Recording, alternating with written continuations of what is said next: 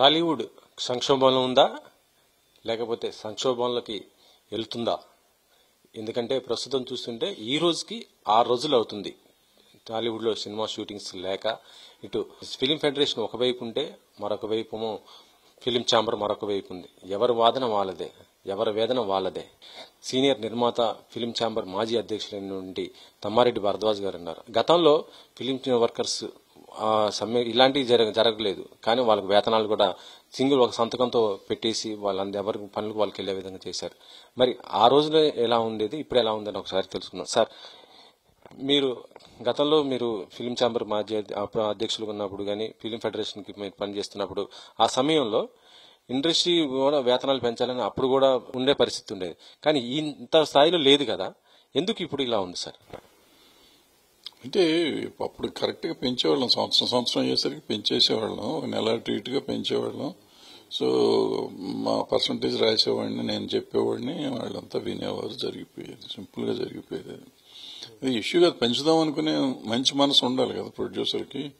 So ఇప్పటికీ లేదని నేను అన్న, వీళ్ళకి కూడా ఉంటుంది.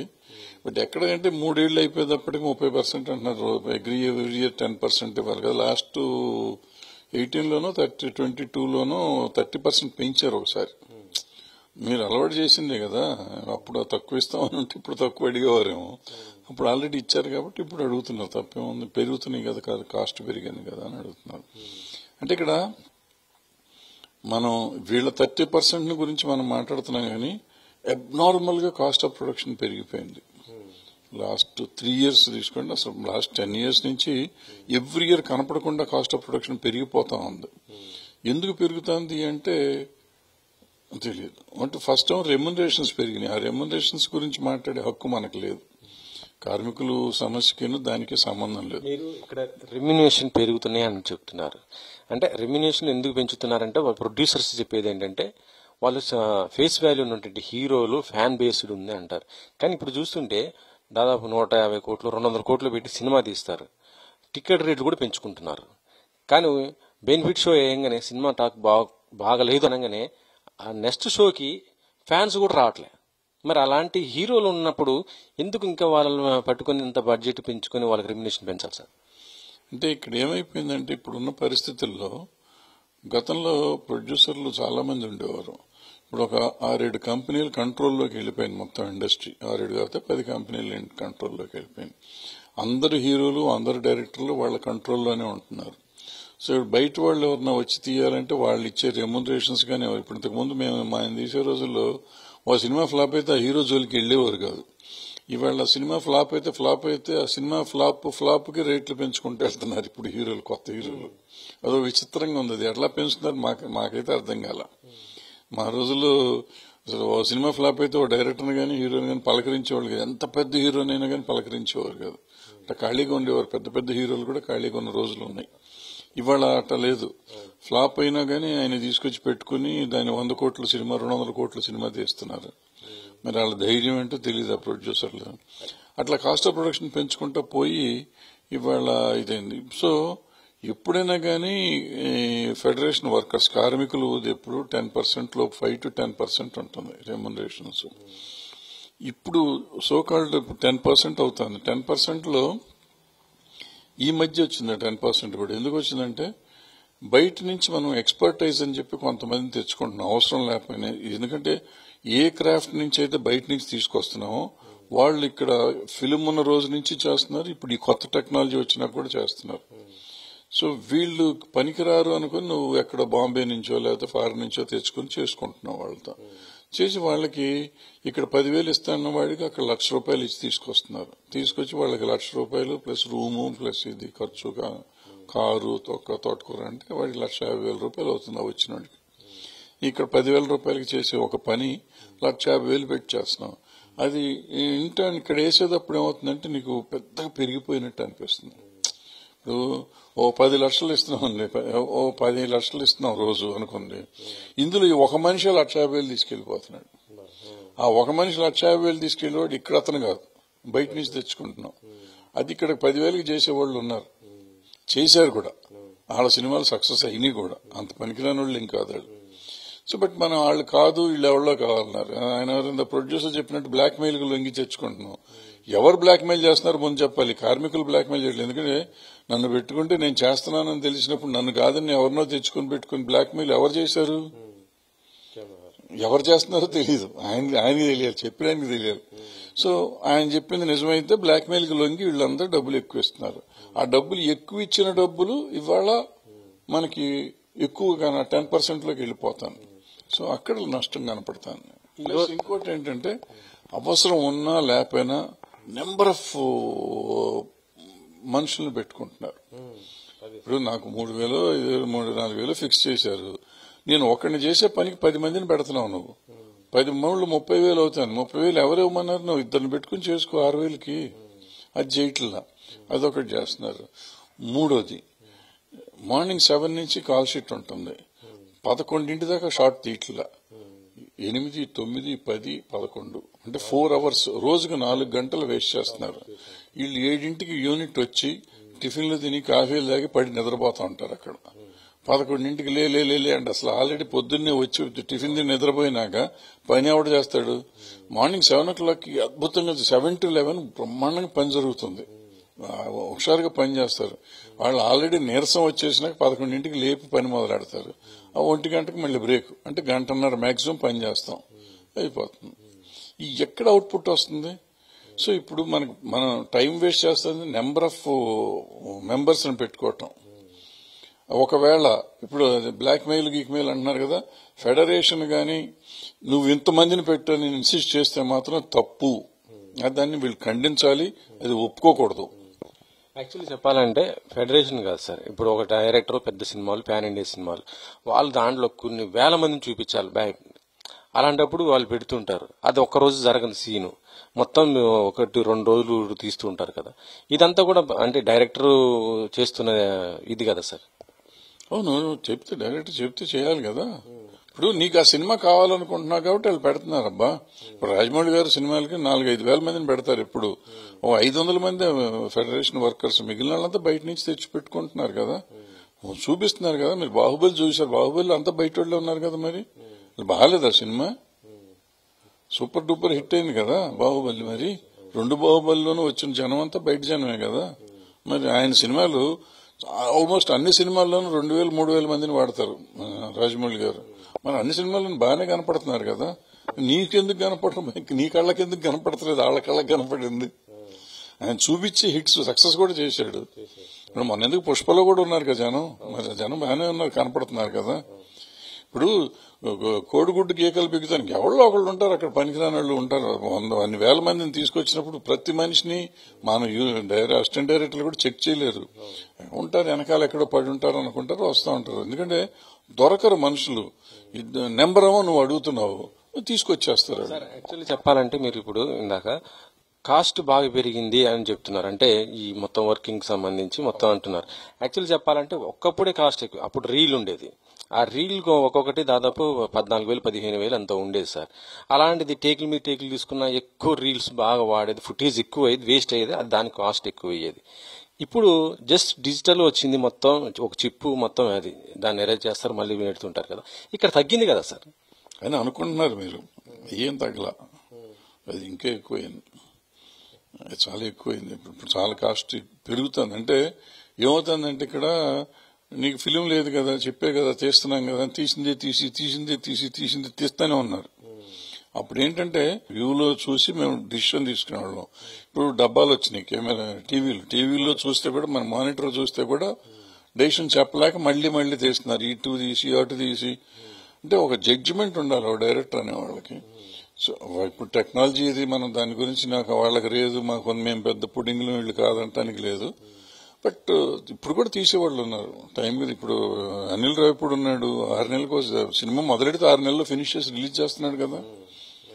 అది అవుతుంది. అందరూ 2 ఏళ్ళు అవ్వాలి, 3 ఏళ్ళు అవ్వాలి. చాలా సినిమాలు తీస్తున్నారు. బలగం లాంటి సినిమా తీశారు, మన కోర్టు లాంటి సినిమా తీశారు.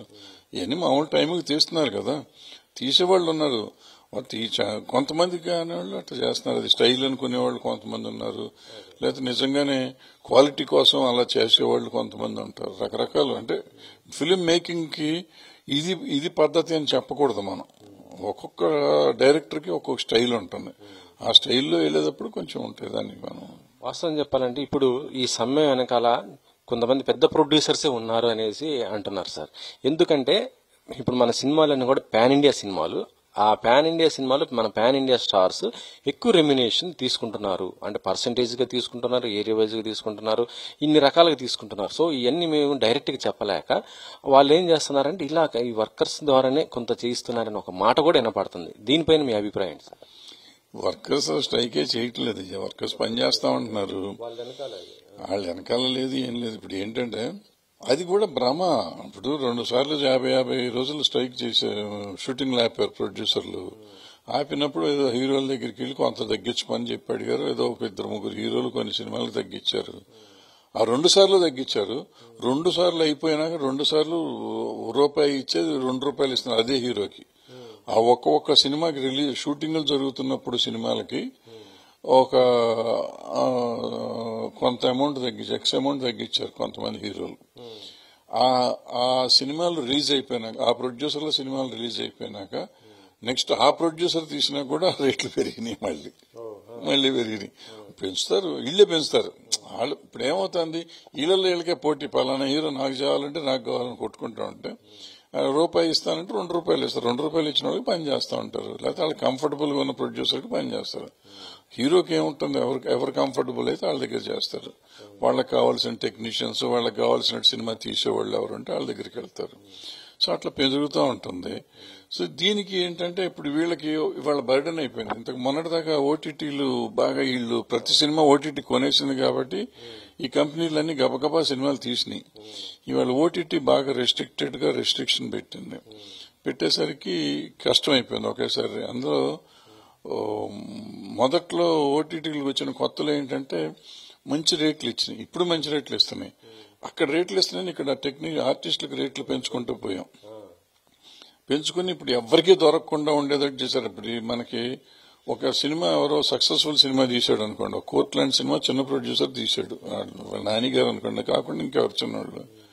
ఆ తీస్తే ఆ డైరెక్టర్ గానీ ఆర్టిస్టులు గానీ నెక్స్ట్ మళ్ళీ ఆ ప్రొడ్యూసర్ దొరికే ఛాన్స్ లేదు. ఎందుకంటే ఈ 10 కంపెనీలు వాళ్ళని పిలిచి అడ్వాన్స్లు ఇచ్చేస్తారు. ఇక 2 ఏళ్ళు 3 ఏళ్ళు వీళ్ళు అక్కడ దొడ్లో గీదలను కట్టేసినట్టు కట్టేస్తున్నారు. ఆ వెళ్ళిపోతా ఉంటే ఇక మళ్ళీ వీడు కొత్త వాడిని ఎత్తుక్కోవాలి. ఈ ప్రొడ్యూసర్ మళ్ళీ కొత్త వాడిని తయారు చేస్తే సక్సెస్ వస్తే వాళ్ళు, ఫెయిల్యూర్ వస్తే వీళ్ళు. సక్సెస్ ఉన్న వాళ్ళంతా అటు వెళ్ళిపోవాలి. వాళ్ళు పని చేస్తారు. అంటే వాళ్ళకి ఏముంటుంది, ఒక ఆఫీసు, సెటప్, అడ్వాన్స్ అంతా హడావిడి ఉంటే ఏదో చిన్న సినిమా తీసినందుకు ఇంత బిల్డప్ ఉండేసరికి అతనికి అమ్మో ఇంత బాగుంటుందేమో మనకి అనుకుని వాళ్ళు ఉంటారు, దొరకట్లు. సార్ ఇంకో విషయం, ఇప్పుడు మీరు మాట్లాడిన బట్టి చూస్తుంటే ఓటీటీ గురించి మాట్లాడితే అప్పుడు డిమాండ్ ఉన్నప్పుడు తీసుకున్నారు, ఇప్పుడు ఓటీటీ ఇన్స్ట్రక్షన్స్ బాగా పెట్టేస్తున్నారు. అంటే ఇండస్ట్రీ పరోక్షంగా మొత్తం కూడా ఓటీటీ చేతుల్లోకి వెళ్ళిపోతుందా, కార్పొరేట్ సిస్టంలోకి పోతుందా? అంటే వాళ్ళే రిలీజ్ డేట్ ఫిక్స్ చేస్తున్నారు, వాళ్ళే మొత్తం ఇంత అమౌంట్ కూడా ఫిక్స్ చేస్తున్న పరిస్థితి ఉంది. సో ఇంకా ఇప్పుడు ఈ సమ్మె ద్వారా ఏంటంటే ఉన్న సినిమాలు చేయాలనుకున్న పెద్ద సినిమా నిర్మాతలు కూడా వెనక్కిపోతే కార్పొరేట్ కూడా వచ్చే అవకాశం ఉంటుంది కదా? ఎవరు వెనక్కి పోవటం ముందుకు పోవటం కాదు. సింపుల్ లాజిక్ ఇక్కడ ఏంటంటే సినిమా కోసం తీయాలి, ఆడియన్స్ కోసం సినిమా తీయాలి. మనం ఇవాళ థియేటర్కి జనం రావట్లేదు అనే మాట ఒక అబద్ధం. వస్తే అబద్ధం, నిజమైతే కోర్టు ఎందుకు చూస్తున్నారు. ఇవాళ నరసింహ 17వ రోజు అనుకుంటే ఇవాళ కూడా ఫుల్ పోతుంది, వర్షం పడుతుంది పక్కన, మార్నింగ్ షో ఫుల్ ఇక్కడ ఆల్రెడీ. సో ఎందుకు వస్తున్నారు జనం వస్తున్నారు, జనం రావట్లేదని కాదు. మనం తీసే సినిమా కంటెంట్ ఉంటలే, 3వ రోజు తర్వాత చూస్తానికి దాంట్లో మ్యాటర్ ఉండలేదు. చూడాల్సిన వాళ్ళంతా 3 రోజుల్లో చూసేస్తున్నారు, అయిపోతుంది. ఆ గ్లామర్తో, హీరో గ్లామర్ ఇంకో గ్లామర్ 3 days లో చూసేస్తున్నారు. సో 3 days అయినా దాన్ని చూడబుద్ధి వేయట్లేదు వాళ్ళకి. ఎట్టగా ఓటీటీలో వస్తుంది కదా అని చూస్తున్నారు. ఓటీటీలోనూ ఓటీటీ రేట్లు వస్తున్నాయి కదా అని వీళ్ళు అమ్ముకుంటున్నారు. సో మనం ఒక సినిమా ఇప్పుడు నరసింహాన్ని కానీ లేకపోతే కోర్టు కానీ థియేటర్కి వెళ్ళి ఎంత చేసింది, థియేటర్ మీద మనం ఆధారపడి థియేటర్ కోసం సినిమా తీసి థియేటర్లో వచ్చిన తర్వాత ఓటీటీకి అమ్ముతాను అనుకుంటే నువ్వు ఓటీటీ మీద ఆధారపడక్కర్లా. వాళ్ళు డిక్టేట్ చేసే పరిస్థితికి మనం వెళ్తున్నాం. ఇవాళ ఏం చేస్తున్నాం, ముందు ఓటీటీ ఫిక్స్ చేసుకుంటున్నాం. ఓటీటీ ఫిక్స్ చేస్తానికి ఏం చేస్తున్నాం, ఒక హీరోని డైరెక్టర్ని ఫిక్స్ చేయాలి. వాళ్ళకి ఆ హీరో ఇదిగో పలానా చేశాడు, ఈ డైరెక్టర్ పలానా చేశాడు, ఈ కాంబినేషన్ లో నేను తీస్తున్నాను కాబట్టి ఇది 100 కోట్లు 200 కోట్లు అని వాళ్ళకి అమ్మాలి. మనం ముందు ప్రీ సేల్ లాగా చేసి వాళ్ళని కాంబినేషన్ పెట్టుకుంటున్నాం కాబట్టి రేట్ పెంచుకుంటా పోతున్నాం. పెంచుకుని వాళ్ళు చేస్తున్నారు. అప్పుడు నువ్వేమవుతావు, వాడేమంటాడు, నువ్వు నాకు టైంకి ఈ టైంకి ఇస్తా డెలివరీ ఇవ్వాలంటారు. ఆ టైంకి డెలివరీ వీళ్ళు ఇవ్వాలంటే వీళ్ళు అష్ట కష్టాలు పడాలి, అవ్వాలని కంట్రోల్లోకి వెళ్ళాలి. అదే ఇప్పుడు ఈ కోర్టులు బలగాలలాగా నువ్వు సినిమా నీ ఇష్టం వచ్చినట్టు తీసావు అనుకో, హిట్ అయితే వాళ్లే వచ్చి డబ్బులు ఇచ్చిపోతున్నారుగా, నీకు నువ్వు అడిగిన రేట్ ఇస్తున్నారుగా. సో మనం సినిమా మీద ప్యాషన్తో సినిమాగా తీస్తే ఈ ఎవడు కంట్రోల్ చేయడు మనకి. మనం వ్యాపారం కోసం చేస్తే ఆటోమేటిక్ కంట్రోల్ చేస్తారు. వ్యాపారం అన్నప్పుడు క్వాలిటీ తీసుకుంటారు, వాళ్ళు రకరకాల కండిషన్స్ పెడతారు. ఆ కండిషన్స్ అన్నిటికీ లొంగినప్పుడు నువ్వు డబ్బులు వెదజల్లి పని చేసుకోవాల్సిన అవసరం వస్తుంది. ఇయాటికి సినీ వర్కర్స్ అంటే ఫిలిం ఫెడరేషన్ కానీ ఇటు ఫిలిం ఛాంబర్ మధ్య జరుగుతున్నటువంటి వేతనాలకు సంబంధించి ఇది ఏదైతే ఉందో అది ఇయాటికి 6 రోజుల దాకా అవుతుంది సార్. దీనివల్ల అటు వర్కర్స్ ఇబ్బంది పడుతున్నారు, ఇటు ప్రొడ్యూసర్స్ ఇబ్బంది పడుతున్నారు. వర్కర్స్ పని లేక వాళ్ళు ఇబ్బంది పడుతున్న పరిస్థితి ఉంటే, ఇటేమో ప్రొడ్యూసర్స్ ఏమో తమ కాల్ షీట్స్ ఏదైతే సినిమా ఇతర ఆర్టిస్టులకు ఇచ్చిన కాల్ షీట్స్ అన్ని కూడా మొత్తం కూడా పాడైపోతున్న పరిస్థితి ఉంది. దీనివల్ల అతనికి కూడా బాగా నష్టం అవుతుంది. సో ఫస్ట్ మీరు మీ యొక్క అభిప్రాయం ప్రకారం ఇటు వర్కర్స్ ఏం చేస్తే ఆ ప్రాబ్లం సాల్వ్ అవుతుంది, ఇటు ప్రొడ్యూసర్స్ ముందుకొచ్చి వాళ్ళు ఏం చేస్తే ఈ ప్రాబ్లం సాల్వ్ అవుతుంది, ఇద్దరికి సమన్యాయం అనేది ఎట్లా జరగచ్చు? ఇంట్లో ఏం జరగదు, జరగాలని మనకు కోరిక ఉండాలి. ఇప్పుడు ఏదైనా మంచి పని చేయాలని మనకు ఆలోచన ఉండాలి. ఇది జరగదు. ఇది ఎక్కడంటే ఇప్పుడు కంట్రోల్లో మొత్తం పెద్ద ప్రొడ్యూసర్లు జరిగే సినిమాలు ఉన్నాయి. ఇవాళ ఫర్ ఎగ్జాంపుల్ 200-150 సినిమాలు తీస్తున్నాం మనం. 150 సినిమాల్లో 20-30 సినిమాలు పెద్ద సినిమాలు ఉంటాయి మనకి, మిగిలిన 120 సినిమాలు చిన్న సినిమాలు. ఈ చిన్న సినిమాల్లో పనిచేసే కార్మికులు గాని, చిన్న సినిమాలు తీసే ప్రొడ్యూసర్లు గాని ఇప్పుడు పని చేయకుండా కూర్చున్నారు. వాళ్ళు పని చేయాల్సిందే. వాళ్ళని ఎప్పుడు వీళ్ళు ఆపారు కాబట్టి వాళ్ళు ఆగిపోయారు. ఇవాళ వాళ్ళు చేస్తానికి రెడీగా ఉన్నారు. ఇప్పుడు చిన్న సినిమా ఉందమ్మా, ఇప్పుడు నాకు ఇప్పుడు రూపాయిన్నర అన్నాడు అనుకో, రూపాయిన్నర అంటే నేను ఇద్దరిని కాకుండా ఇప్పుడు ఒకరినే పెట్టుకుని చేసుకుంటా. నాకు ఇస్తానికి ప్రాబ్లం ఏం లేదని నేను తయారు చేసుకుంటా, లేదంటే వాళ్ళతో బేరం ఆడుకుంటా, బాబు అని చెప్పి మాట్లాడుకుని ఏదో చేసుకునే వాళ్ళు చేసుకుంటారు. ఇప్పుడు ఆ చేసుకునే వాళ్ళకి అవకాశం లేదు. ఈ పెద్దాళ్ళకు వీళ్ళకి ఎందుకు 2 ఏళ్లకి 3 ఏళ్లకి సినిమా తీస్తారు కాబట్టి వాళ్ళకి షూటింగ్లు ఆగిపోయినా పెద్ద ఇబ్బంది లేదు. ఇబ్బంది ఎవరికి? అట్లాగే ల్యాబ్ ఫెడరేషన్ వర్కర్స్ లో కూడా కొంతమంది బాగా ఎక్కువ హైలీ పెయిడ్ వాళ్ళు కొంతమంది ఉన్నారు. వాళ్ళకి కూడా ఇబ్బంది లేదు, 4 రోజులు షూటింగ్ ఆగిపోతుంది. అఫ్ కోర్స్ కంటిన్యూస్ గా 4 రోజులు ఆగితే వాళ్ళకి ఇబ్బంది.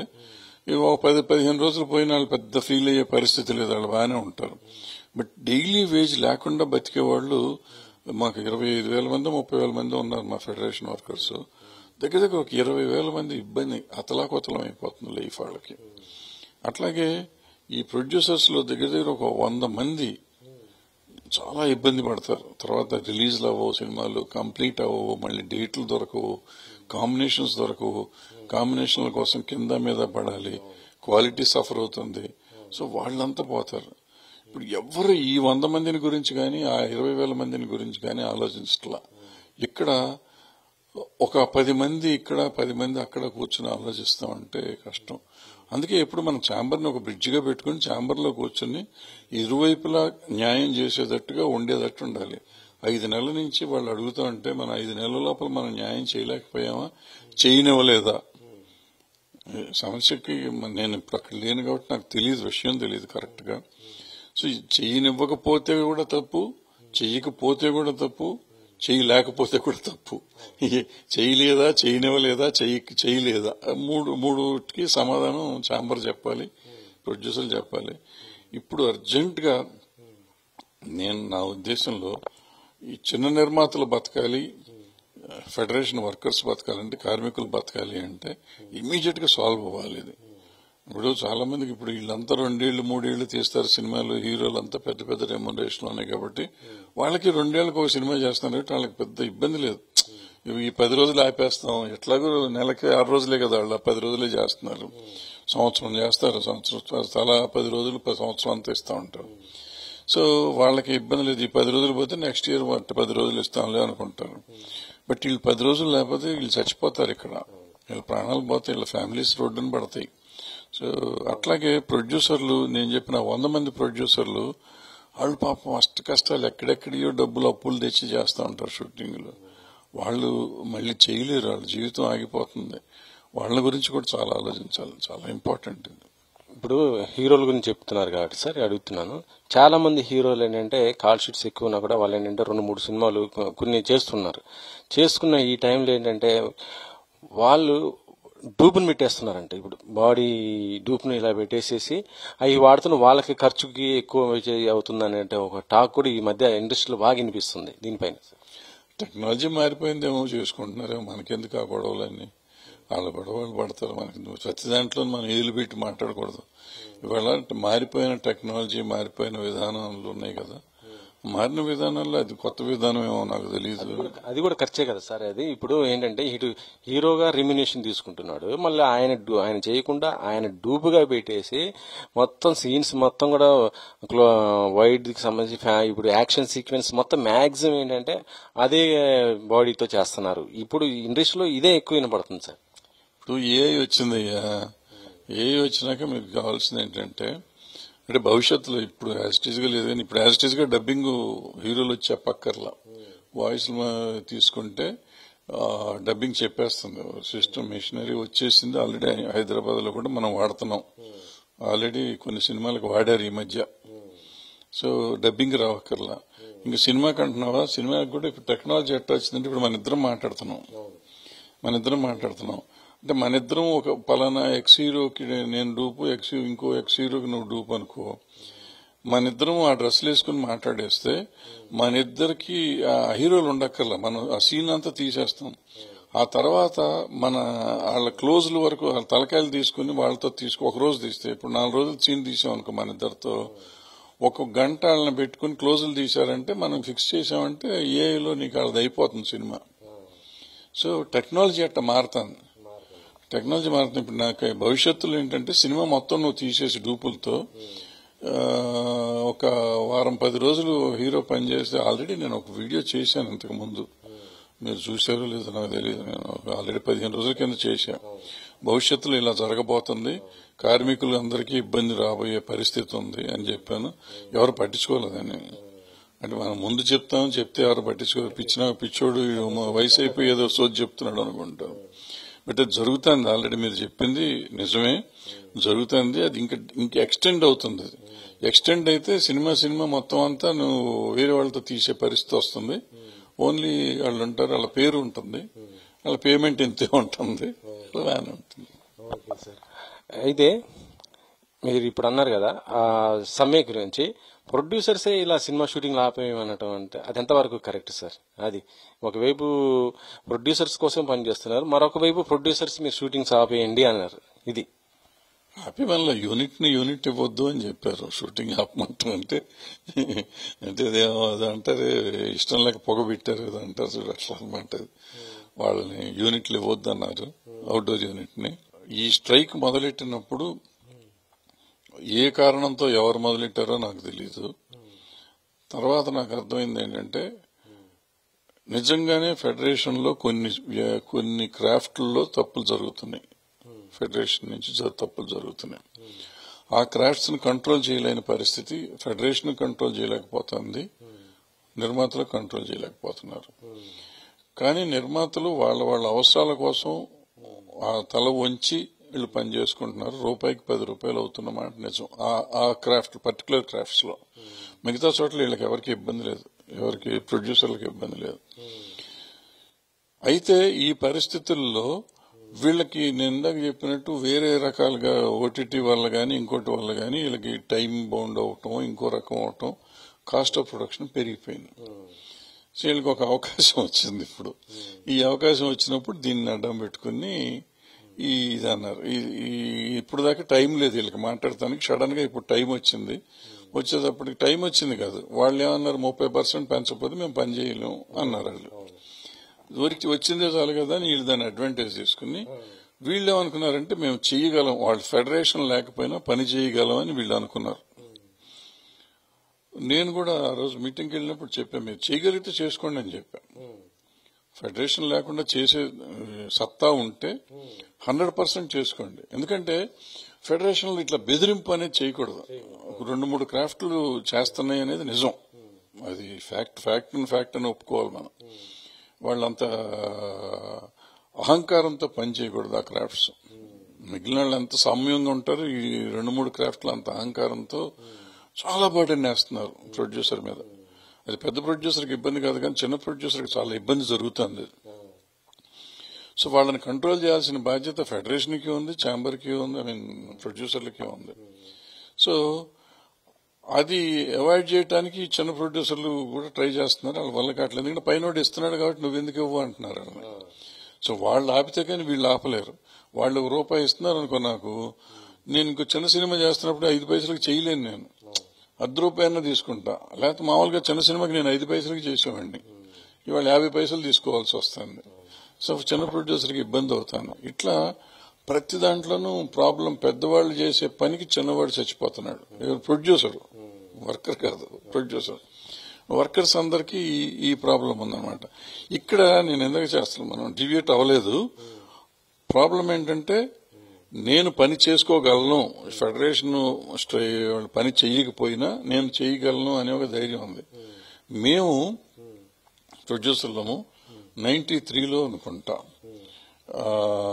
ఫెడరేషన్ పనిచేయమంది. అప్పుడు మెడ్రాస్ ఫెడరేషన్ ఇక్కడ లేరు, వర్కర్స్ లేరు. ఇక్కడ ఉన్నారు వర్కర్స్, వీళ్ళతో మేము పనిచేయమని మెడ్రాస్ వాళ్ళు మాపేశారు. వాళ్ళు లేకపోతే మేము పనిచేయలేమని ఇక్కడి నుంచి కొంతమంది ప్రొడ్యూసర్లు వెళ్ళిపోయి వాళ్ళతో పని చేసుకోవటం మొదలెట్టారు. మెడ్రాస్ వెళ్ళి, బెంగళూరు వెళ్ళి చేశారు. బట్ ఇక్కడున్న నేను సురేష్ బాబు, కొంతమంది ప్రొడ్యూసర్లు, మేము ఇక్కడ లేబర్ని పెట్టి, ఇక్కడ వర్కర్స్ ని పెట్టి మేము సినిమాలు చేసి రిలీజ్ చేసి సక్సెస్లు ఇచ్చాం. మేము ఇచ్చినాకే మళ్ళీ ఫెడరేషన్ స్టార్ట్ అయింది.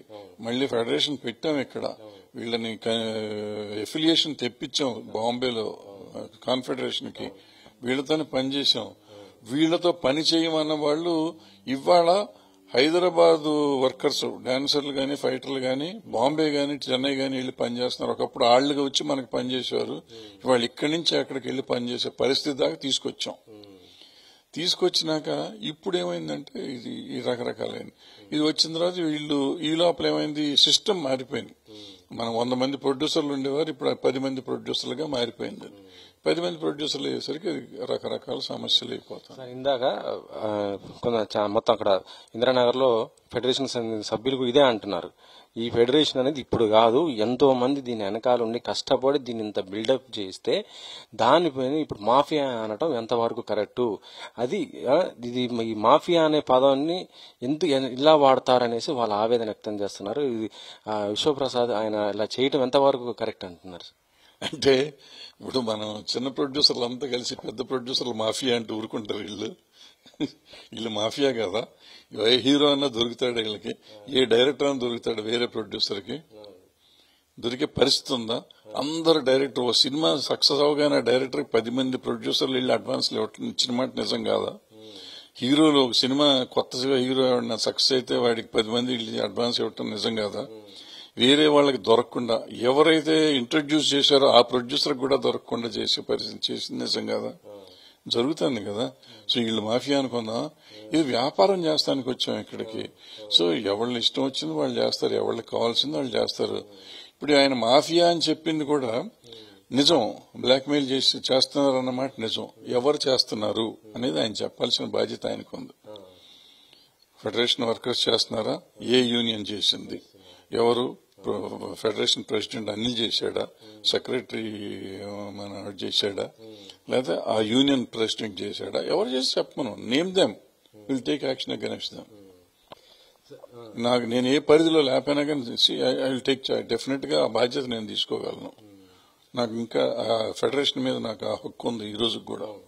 వాళ్ళు కూడా అదే చెప్తున్నారు, తమ్మారెడ్డి గారు లాంటి వాళ్ళు ఉన్నప్పుడు మాకు ఎటువంటి ఇది లేదు, అసలు మాకు ఇలాంటి ఇబ్బంది రాలేదు, మీరు రోడ్డు ఎక్కలేదు, రోడ్డు పాలు కాలేదు అంటున్నారు వాళ్ళు. రేపు ఆదివారం రోజు ఇందిరానగర్ నుంచి ఫిలిం ఛాంబర్ ఫెడరేషన్ దాకా కూడా మేము ర్యాలీ చేస్తాము, పాదయాత్ర చేస్తాము, మొత్తం మా యూనియన్ అన్ని కూడా 24 క్రాప్స్ కింద వస్తా అంటున్నారు. సో దాంతోపాటు అప్పుడు కూడా ఈ సమస్య కానీ పరిష్కారం కాకపోతే ఆమర నిరాహార దీక్షకైనా మేము వెనకాడము, అంతకు పోతాము. మా ఆకలి బాధ మేము అన్నది ఇది ఎలాగో మా ఆకలి బాధే, అన్నం తినకుండానే మా హక్కులు మేము సాధించుకుంటా ఉంటున్నారు సార్. నా అప్పీల్ ఏంటంటే వాళ్ళందరికీ, మీరు ఎవరితో మాట్లాడారో నాకు తెలియదు, వాళ్ళు మాట్లాడుంటారు, వాళ్ళందరినీ అటువంటి ఏ స్టెప్ చేయొద్దు అంటున్నాను నేను.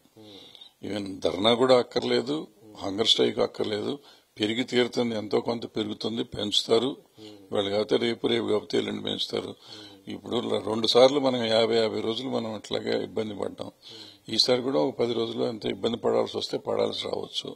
పెంచడం జరుగుతుంది. అనవసరంగా మన ఆరోగ్యాలు జడగొట్టుకోవద్దు. ఎందుకంటే ఏ రోజు డబ్బులు వస్తే ఆ రోజు బతికే వాళ్ళు మన దగ్గర 20,000 మంది ఉన్నారు. వీళ్ళని వాళ్ళ కడుపు మంట, డెఫినెట్ గా వాళ్ళందరి కడుపు మంట ఇదంతా.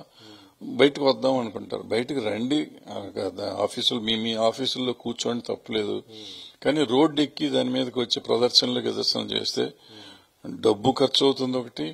రెండోది ఏంటంటే వాళ్ళకి అసలే డబ్బు లేదు, లేక మన జీతాలు లేక మనం చేస్తూ మళ్ళీ దీనికోసం బయటికి రావటం కూడా మనకు వేస్ట్ అవుతుంది. ఎట్టి పరిస్థితుల్లో పెరిగేదే. ఇది ఇవాళ కాదు, రేపు కాబట్టి ఎల్లుండి పెంచుతారు. లాస్ట్ టైం చూసాం, ఇప్పుడు చూస్తున్నాం, జరుగుతుంది. అందుకని సినీ కార్మికులందరికీ నా పర్సనల్ అప్పీల్ ఏంటంటే ఎట్టి పరిస్థితుల్లో రోడ్డు ఎక్కబాకండి. మనం బజార్న పడ్డాం, వాళ్ళు వేసారా మనం వేసుకున్నాం అనేది వేసి పడిపోయారు బజార్న. బట్ మన నోట్టు నలగటం వేరును మన రోడ్డు ఎక్కటం వేరు. దయచేసి ఎవరు రోడ్డు ఎక్కొద్దు. మీ నాయకులు సరిదారిలోనే వెళ్తున్నారు. వాళ్ళు ఒకవేళ తప్పు జరిగితే మాలాంటి వాళ్ళం ఎప్పుడన్నా అవసరం అయితే మేము వచ్చి చూస్తానికి మేము ఉన్నాము. అందుకని దయచేసి రిక్వెస్ట్ చేస్తున్న కార్మికులందరినీ, మీరు దయచేసి రోడ్డు ఎక్కబాకండి. ధర్నాలు వద్దు, హంగర్ స్ట్రైకులు వద్దు. పని జరుగుతుంది, జరిగి తీరుతుంది. నా పరిధిలో నేను అందరితోనూ మాట్లాడుతున్నాను. అంటే నేను చేస్తానని కదా నా మాట ఎవరన్నా వింటారని కూడా నాకు నమ్మకం లేదు. అయినా నా శాయశక్తిలో నేను పనిచేస్తున్నాను. ఇంకా చాలా మంది పెద్దవాళ్ళు కూడా పనిచేస్తున్నారు. మరి వాళ్ళ పేర్లు చెప్పడం వాళ్ళకి ఇష్టం ఉంటుందో ఉండదో తెలియదని నేను పేర్లు చెప్పట్లేదు.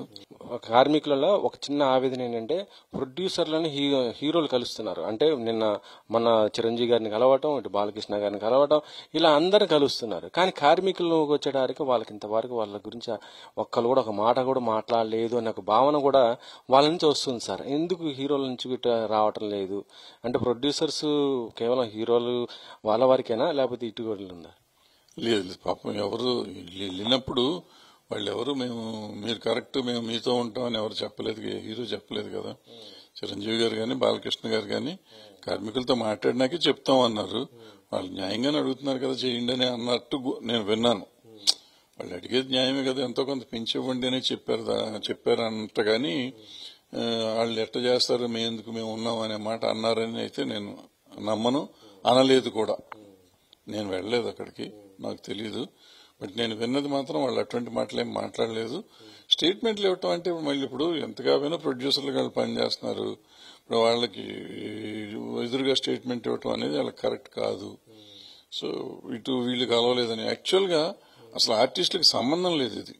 వాళ్ళ దగ్గరికి వీళ్ళు ఎందుకు వెళ్తున్నారు అనేది ఇప్పుడు మీరు అర్థం చేసుకోవాల్సిన విషయం ఏంటంటే, నిర్మాత కార్మికుడు డబ్బులు ఎక్కువ పెంచమంటే హీరో దగ్గరికి వెళ్ళి ఎందుకు మాట్లాడారు నాకు చెప్పండి, దీనికి సమాధానం చెప్పండి. ఎవరన్నా వాళ్ళతో మాట్లాడటం అనేది అప్రస్తుతమైన విషయం. ఈ అప్రస్తుతమైన విషయాన్ని మనం ఇంపార్టెంట్ గా తీసుకుని వాళ్ళు ఎందుకు మాట్లాడలేదని కార్మికులు అంటాం కూడా తప్పు, అనవసరం. వాళ్ళు ఎందుకు వాళ్ళకి ఉన్న అవినాభావ సంబంధంతో వెళ్లారేమో, మాట్లాడారేమో. సరే, ఇండస్ట్రీలో కొంచెం చిరంజీవి గారు 50 ఏళ్ల నుంచి ఉన్నారు, బాలకృష్ణ గారు 2 ఏళ్ల నుంచి ఉన్నారు కాబట్టి, 50 ఏళ్ల నుంచి ఉన్నారు కాబట్టి ఊరికి వెళ్లి మాట్లాడటం అనేది తప్పులేదు. కానీ ఏ రోజున హీరోలు వచ్చి మనకి సెటిల్మెంట్లు చేసిన రోజులు లేవు. సో వాళ్ళకి సంబంధం లేని మ్యాటర్, వాళ్ళు ఏదో మాట్లాడాలి అనుకోవటం కూడా తప్పు. అండ్ వాళ్ళు మనతో మాట్లాడలేదు కాబట్టి మనకి అగెనిస్ట్ గా ఉన్నారు అనుకోవటం కూడా తప్పు. వాళ్ళందరూ మనతోనే ఉన్నారు. ఎందుకు ఇద్దరితోనే ఉంటారు. నిజంగా చెప్పాలంటే ప్రొడ్యూసర్లు కావాలి, వాళ్ళకి కార్మికులు కావాలి. కాబట్టి ఎవరిని కాదనరు, ఎవరిని అవుననరు, వాళ్ళు న్యూట్రల్ గా ఉంటారు. బట్ సాధ్యమైనంత వరకు అందరు ఆర్టిస్టులు కార్మికుల పక్షపాతులే నాకు తెలిసినంత వరకు. ఇది మొత్తానికైతే ఈ రోజు కూడా 6 రోజులుగా జరుగుతున్నటువంటి ఈ ఏదైతే సమ్మె ఉందో అది మాత్రం ఇంకా ఉధృతమైన పరిస్థితి అయితే ఉంది. వాళ్ళ ఆమరణ నిరాదీక్షకైనా చేయడానికి కూడా వెనకాడబోనట్టు అటు చెప్తున్నట్టు పరిస్థితి ఉంది. అయితే ప్రస్తుతం ఇలాంటిది వద్దు, మీరు అంత దూరం పోవద్దు అని కూడా సీనియర్ నిర్మాత ఫిల్మ్ ఛాంబర్ మాజీ అధ్యక్షుడు దమ్మరాజు భరద్వాజ్ కూడా చెప్తున్నారు. ఎందుకంటే గతంలో తను ఎవరు కూడా ఇట్లా రోడ్డు ఎక్కి ఇలా ఉద్యమం చేయకుండానే ఒక సంతకంతో వాళ్ళ వేతనాలు కూడా పెంచి ఇవ్వటం కూడా జరిగిందని, ఇప్పుడు కొన్ని పరిస్థితుల్లో ఇలా అయిపోతుంది జరుగుతుందని కూడా ఆయన చెప్తున్నారు. ఇక మరొక వైపు ఏంటంటే వినిపిస్తున్నది ఏంటంటే కొంతమంది ప్రొడ్యూసర్స్, పెద్ద ప్రొడ్యూసర్సే వాళ్ళే ఇది అంతా కూడా సినిమా షూటింగ్ లాభించడం, ఈ సమ్మెకు వెనకాల కూడా కొంత ఉంటున్నారు. దానికి కారణం ఏంటంటే ఎవరైతే కొంతమంది పెద్ద పాన్ ఇండియా స్టార్స్ ఉంటారో వాళ్ళ యొక్క రెమ్యునేషన్స్ తగ్గించుకోవాలంటే వీళ్ళు డైరెక్ట్ చెప్పరు కాబట్టి అది ఇండైరెక్ట్ గా ఈ విధంగా చేస్తే ఆ ఎఫెక్ట్ ఆ స్టార్స్ మీద పడుతుంది, వాళ్ళు మళ్ళీ పెంచకుండా ఉంటారనేది ఒక మాట కూడా ఇండస్ట్రీలో తినపడుతుంది. ఏదేమైనా సరే ఇప్పటికీ ఈ యొక్క ఉద్యమం అయితే ఇంకా ముందుగా పోతుంది. మరి ఇది ఏ దారి తీస్తుంది, ఎటువైపు తీస్తుంది అనేది కూడా చూడాలి. కెమెరామెన్ భాషతో వెంకట్, 10 TV.